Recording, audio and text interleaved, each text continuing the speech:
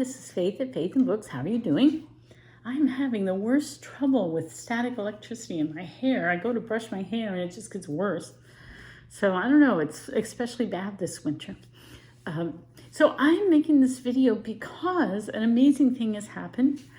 My channel now has 1,000 subscribers. So I started, I think 5 years ago, and I never, dreamed about having a big channel or anything. I just wanted to get my toe in the door of just chatting about books in BookTube. And so it's been very, very slow in gaining numbers. But then, a weird phenomenon, I made a video about the Theology Book Club. And honestly, I began it by saying, come back if you don't want to hear about theology. Because usually when I talk a little bit about religion, my numbers tend to drop by 1, 2, 3, the subscribers do. So I always thought that was, not something people really came to listen to. And so that's what I was expecting for this one. But somehow the algorithm must have picked it up or something, because it's had I forget how many views now it's had, but 1,800 views or something, maybe even more. It might be into 2,000 now. And I saw my membership going up and up. And I started out with 803, I think is what it was before. And it had been sort of around there. Sometimes it'd go up to 807. Sometimes it would go down to 799, but it kind of hovered at 803. And then it's now 1,000. It's only been a few days. So anyway, so I thought maybe I'll do a video today. I've been planning to sort of back away and only do 3 a month, and maybe that'll still happen. I've already done 2, I think, right? Have I already done 2? Yeah, so this will be the 3rd, and then I might do a 4th. I might even do a 5th, but it's because the reason why I'm doing it today, not only because it's 1,000 subscribers, and thank you very much to those who have subscribed, thank you, but because we've had this snow. We have snow and ice, and this is the 4th day that schools have been canceled. So I'm not watching my grandkids. Well, I have the 9-year-old, but he's downstairs watching TV. I'm not watching the little grandchildren, and so I have time. So I'm going to make, usually, the reason why is I'm always squeezing in these YouTube videos, and I just feel pressure that I should be making them when I just don't feel like I have an adequate time. And I don't edit or do anything fancy because I just don't have the time or the capacity to do it. Anyway, so I'm excited that I got up to 1,000. That's kind of a landmark. So yeah, again, thank you. So I thought what I would do is just do a little bit of current reading and a little bit of January plans, kind of like Hannah's books. And then she tagged me, although I won't be as eloquent or as measured as she is, but she tagged me, among many, to do this New Year, New Me tag. So I'm going to tack that on at the end of this, okay? So the first thing that I wanted to show you, and I meant to show it before, was my new planner. So I got this really nice planner, Blessed is She. It's a Catholic woman support group. It's kind of started on Facebook, and then you can actually join little groups, social groups in different cities. And one thing they do is they make planners, and I've always wanted to get one of their planners. I remember I bought one for my daughter when she first went away to college. I don't think she used it, but I finally decided I was gonna buy a Blessed is She planner, and I really like it. I've really been using it, and it's gonna be Control Central. I'm going to list my books in here. I'm gonna list my gardening things, like what I do each month, and keep tabs on the garden. And I really like it for planning and just recording things, planning things, also recording what's happened. And it's just a very nice planner. So I'm excited. So this is going to be where I keep my list of books. I was very disorganized last year. I had this little paperback notebook and I just made a mess of it. So I'm going to use this to be my official list. And then this is going to carry on being my brainstorming notebook. So I just like here, I wrote down all the seeds that I just ordered today. I wrote down what we're doing for our trip to Scotland. These are books that I want to read next year, or this year rather. A couple of books. These were suggested by, or books that Kelly at Books I'm Not Reading suggested, or she read that she liked. Anyway, so this is just sort of making lists. Sometimes I write recipes, things I want to get done. But so that's what that is. This is the brainstorming. This is the planning and recording. And then the other thing that I have going is my commonplace book, which have I written in it yet this year? Wait a minute, let me open this up and see. I keep not being able to find pens. I don't know. Lately that's been a problem where I sit down and usually there's a pen there and it's not. So people, I did write something down. So I'm just one day. So anyway, so this is my commonplace book. So those are the three central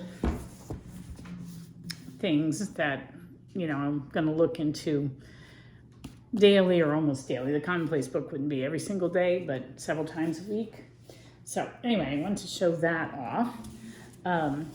Then in the morning, so first of all, I'm doing the Rosary in a Year with Father Mark Mary, which is the first thing that I've been listening to when I get up. And then I've been doing this devotional, A Year with the Church Fathers by Mike Aquilina. And it's wonderful. So it gives like a little introduction and then a quote. And then there's, it says, in God's presence, consider something to meditate on, and then a closing prayer. So it's really neat. And I had decided to do this before I found out that my church was doing a study of the first 500 years of church history. It starts February 4th, so I'm super excited about that.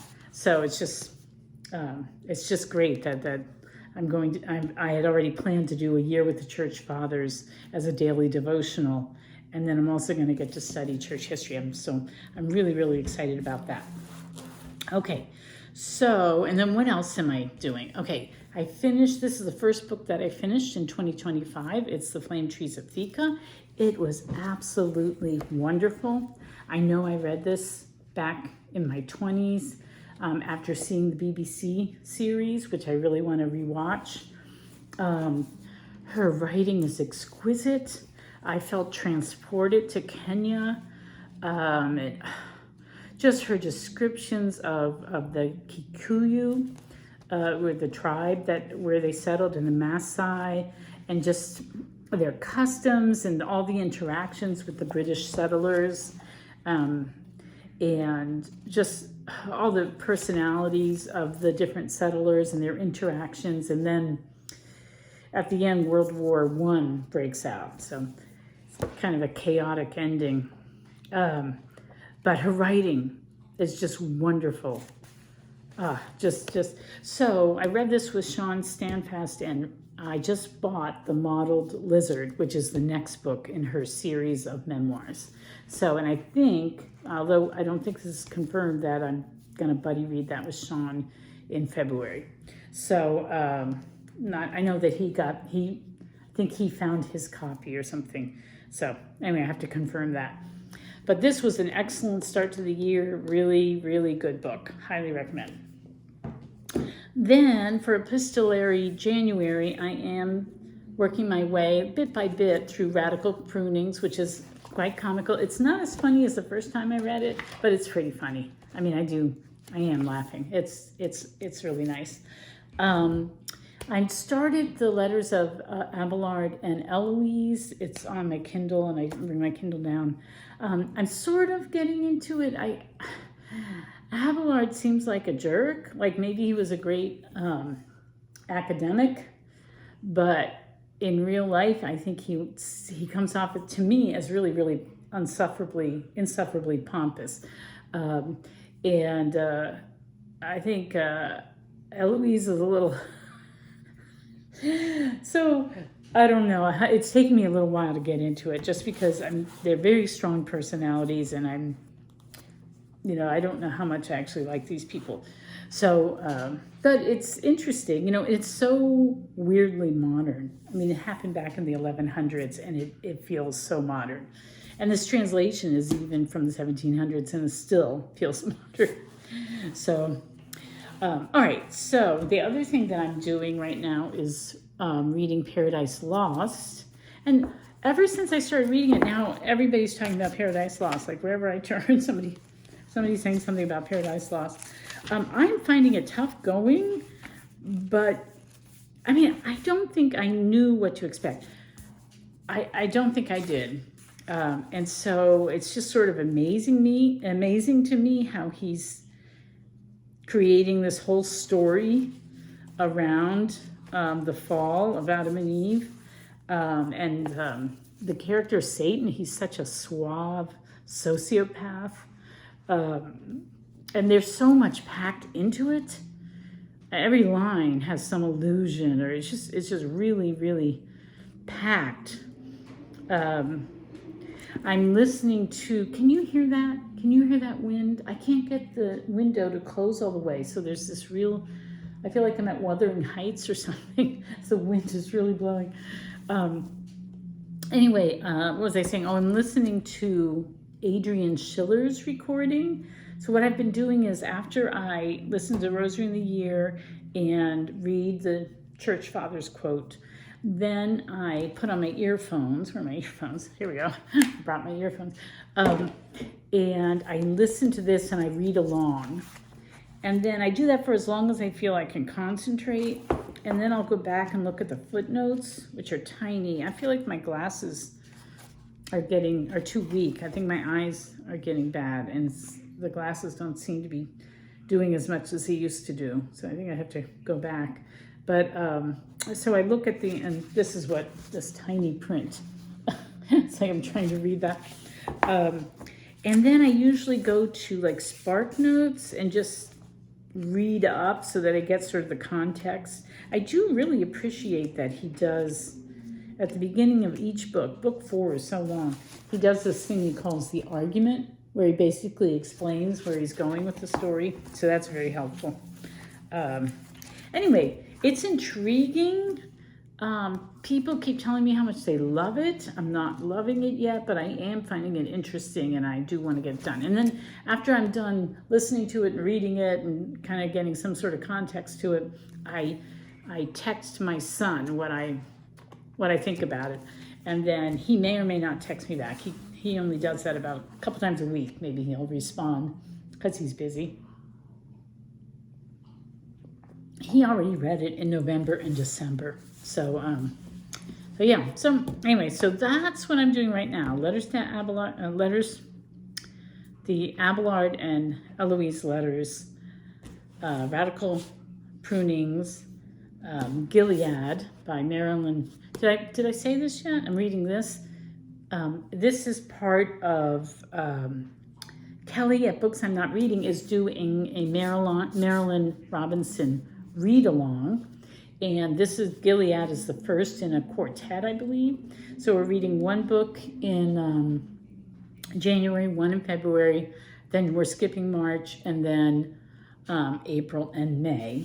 And I have never read Marilyn Robinson before, so I'm only about 15 pages in, but I'm enjoying it so far. I'm impressed. And this is epistolary, so this works for epistolary January as well. So, yeah. So that's my current reading. Now I'm going to do the tag. Okay, so this tag was started by Tom. I'm not familiar with this channel. Tom somebody or another. Oh, I'm so sorry. I will put it below. I was not familiar with this channel. Anyway, I was tagged by Hannah of Hannah's Books. So here it is. It's called the New Year, New Me prompt. New Year, New Me tag. Here are the prompts. Number 1, in parentheses, fears. What is one book from your 2025 reading goals that scares you? It's right here. I put off reading this all my life, like since high school. I mean, I never had to read it in school, but I heard about it and it daunted me. One neat thing about this, will I be able to find it, is there is a criticism of, by Samuel Johnson. Well, I'll talk about him later. And I really want to read Samuel Johnson's critique of Paradise Lost. So anyway, it has intimidated me all my life, and I'm finally reading it. So that's one fear. All right, prompt 2, patience. What is the one book on your 2025 reading goals you want to start immediately? Well, this is very exciting. I really want to read La Vendée by Anthony Trollope. And I've been wanting to read this for years. And it turns out that I think, anyway, and going to buddy read this with Katie at Books and Things. So that's going to be exciting. I think we're starting at the end of January. All this is not confirmed. It's kind of in the works right now. But I am so eager to read this that I already read the beginning, like the introduction in Anthony Trollope's views of this book. Apparently this was the 3rd book that he wrote. He was fairly successful with his first 2. And then he decided to go into historical fiction, which this is his only historical fiction. So a lot of people, Anthony Trollope people, don't care for it as much, but he, in his little preface here, he says, oh, I went back and read it, and it's not too bad. So anyway, I'm very interested in the topic as well. So I'm excited to get to this. I really am. I want to get this out of the way, or most of it out of the way, before I launch into this, though. So that's hopefully what's going to happen.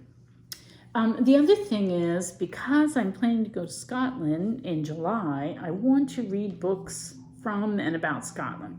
So, and I'm trying to get that situated, figure out what I want to read. And so, yeah, and I'm kind of impatient too. I feel like I have a lot of stuff in January that I kind of want to get out of the way before I can actually focus on Scotland. Can you hear that? The wind is just really wuthering. I don't know why I can't get this window all the way closed. Okay, all right, so what's the next prompt? Prompt 3, growth. What book last year pushed you to reflect and or grow as a reader? Oh, I forgot to get the book, but I'm pretty sure it was The Lord by Romano Guardini. I had to have a lot of discipline to read that book, and I had to be okay with being uncomfortable while I read it. So I think that pushed me. Prompt 4, new paths. What is one author you plan to try for the first time in 2025? I'm already doing it. It's Marilynne Robinson. I think I said this already. People have been recommending her to me for ages, and I'd never picked her up. And then Kelly's Read Along came along, and I was like, this is the perfect chance. So, yeah. So this is one author that's definitely new to me. All right, prompt 5, self-care. What is one book and or series you revisit for comfort? And I think I'm going to say Agatha Christie. I used to read Georgia Hare all the time for comfort, P.G. Wodehouse for comfort, and others, but most recently it's been Agatha Christie. And I want to keep working my way through all the Miss Marple books, so I plan to use her as my comfort read, my light read, in between other heavier reads. Okay, prompt 6, forging ahead. What is your favorite debut book or first book in a series that you read last year? So I don't read debut books because I really, to me, I'm usually not gonna make the effort to read a book unless I'm pretty sure that I'm gonna like it. I always get burned by trying to read newly released books. I just don't seem to care for them. The writing style, the subject matter, the worldview, it just doesn't draw me in. But last year, and I keep repeating this, I did read Frost in May by Antonia White, and she's not a new author by any means, but I read the first book. I hadn't read her before, and I read the first book in her quartet, so that would qualify under this prompt. And then prompt 7, goals. Do you have specific reading goals or challenges for the year ahead? So my first goal was to not overwhelm myself and get some balance in my life, because last year I felt like I pushed myself on the reading to the detriment of other areas of my life. So I want to do that. But then on top of that, I'm doing the Marilyn Robinson read-along, and I'm doing the David McCullough read-along, but only the books that I haven't read of his. So I've read a fair number of his books already. So I'm just going to do the ones that I haven't read. I also am participating in Epistolary January. I might do some March events like Middle Grade March or March Mystery Madness, or even March of the Mammoths might do that. June on the Range, I already know the book I want to read for June on the Range, because I'm trying to also do the Read the 50 States Challenge. And I discovered the book, The Oxbow Incident, is set in Texas. So I'm going to make that my Texas book, and I'm going to read it in June. And then I'm looking forward to Shaktember. I think I'm probably going to read Anthony and Cleopatra, and because I haven't read that one yet. And I also want to read the Judi Dench book on Shakespeare, The Man Who Pays the Rent, or whatever, because Kelly at Books I'm Not Reading really liked that, and that just sounds really good. I love Judi Dench. And I don't know if Christy Lewis of Dostoevsky in Space is going to do Red September. I don't know whether I'll do Red September, because that really overwhelmed me. Or I might participate very lightly if she does that again. And then Victober, of course, I always want to participate in Victober. And I want to reread The Life of Samuel Johnson. Where? I think I got that. Yeah, I want to make it a Samuel Johnson year. So I want to reread this by James Boswell. And I showed this before. I want to read his travel log of his trip to the Outer Hebrides, because that's where I'm going. Oh, another book I want to read is The Great Northern by Arthur Ransom. That's part of the Swallows and Amazons series, and it's out of order. I'm going out of order because I cannot find the books that I want now. It seems like the last part of the series is less published, like they publish fewer editions or fewer books floating around. But Great Northern is set in the Outer Hebrides, so I want to read that one. Yeah, and I want to read some of Samuel Johnson's essays, including the essay he wrote about Paradise Lost. And let's see, Breaking Walls, this is prompt 8. Do you have a non-book related goal for 2025 you wish to share? So visit Scotland and really focus on gardening, because I neglected my garden so much last year, and it really depressed me. So that's part of me too. I love to read, but I also, in late in life, discovered a real love of gardening, and I'm going to focus on that more this coming year. So the prompt 9 is teamwork, tag others. I had so much trouble coming up with people to tag, because I feel like I never know who's been tagged. I feel like I'm never quite in the know. So I think I'm just going to tag anybody who has a channel who wants to do this. Please consider yourself tagged. So, all right, well, thank you so much for the 1,000 subscribers. It's just so amazing to me. And I hope, you find this mildly interesting. I always think of my channel as a rinky-dink channel. In my head, I literally call it a rinky-dink channel. So just that I got to 1,000 is just kind of amazing. And that I got to it through this video on theology. And the Theology Book Club, we've had so many people join in the last few days. It's amazing. So yes. So it's things are looking up. So I hope you were doing well. I hope you're staying warm. And if you're in California with the fires, I'm so sorry. That's so scary.